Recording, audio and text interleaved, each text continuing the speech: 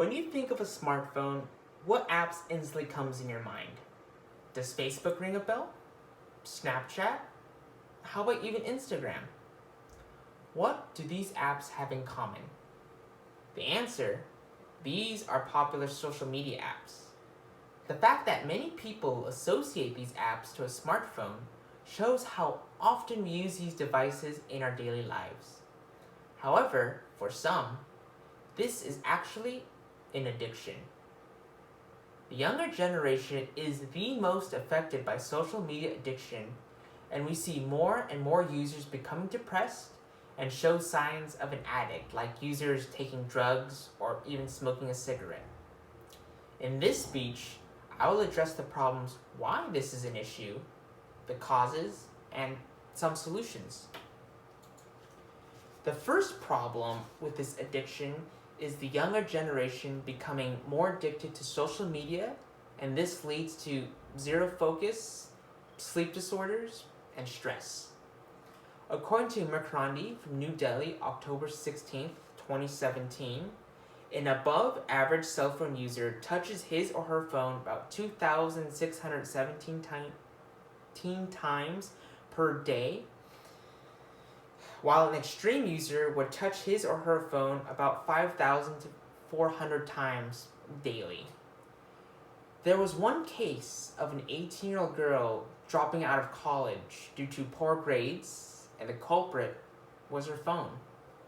She would stare at her social media page about 4 to 5 times per minute, and her reasons why she was hooked on social media were to spend that time socializing, chatting, and sharing photos to her 800 friends online.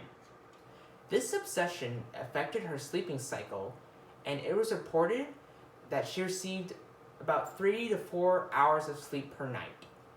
Sleeping with your phone is quite bad.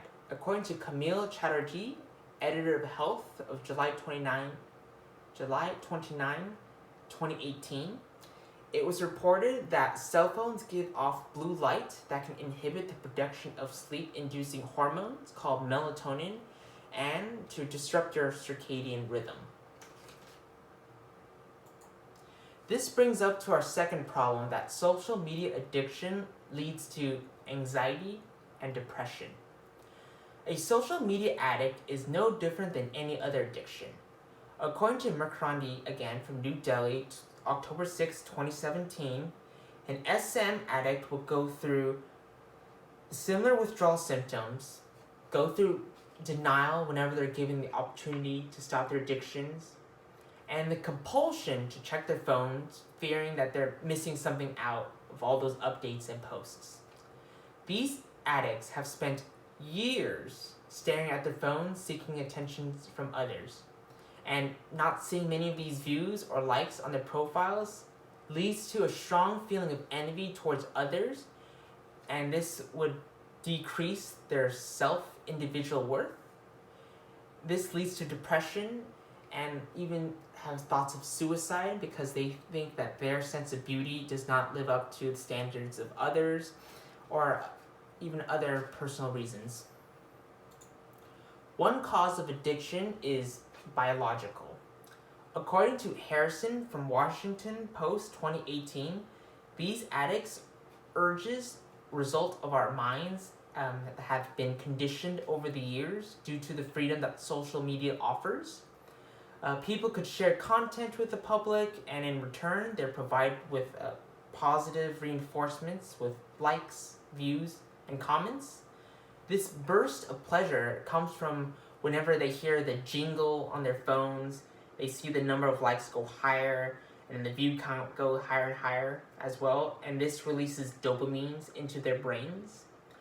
Dopamine is a chemical responsible for interacting with the reward center in our heads.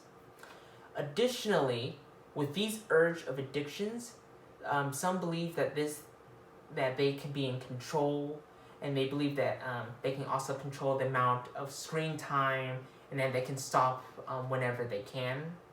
However, like all addicts, this is a false perception, and they'll never be in control. Another cause is that the platforms itself is promoting these addictions. According to Lloyd from Times, August 8th, 2017, Instagram and Facebook maliciously customize each user's content and sends advertisements and pictures to keep them hooked and to stay on these platforms. In other words, these customizations are specifically designed to appeal to users based on their interests. So, for example, let's just say you like baseball. These advertisers would send you many advertisements of like baseball products. They'll send you pictures of other baseball fans and like in the stadiums, or even like show you many like athletes profile pictures as well. This reinforces the addict's happiness and seeing all these contents that appeals to them with just like a swipe of their finger. And this will also trigger an anxiety called FOMO, which means fear of missing out, which is an extreme fear of not being included or missing a social event. For solutions, it is the parents' responsibility to monitor and limit their children's phones, as they're more prone to being affected by this addiction. It was reported again by Lloyd from Times Magazine's August 20th, 2017. 27% of the children who spend 3 or more hours a day on social media exhibit symptoms of poor mental health. Like many of these addictions, there are many institutes that help social media addicts to receive the proper treatment for their mental well-being. Also, there is more reasons why we should privatize our data so companies will not use this data and exploit their users for custom advertisements. There should be stronger legislations in the United States preventing companies from taking our data without consent. In conclusion, social media should be used carefully or sparingly, or else no one will become an addict.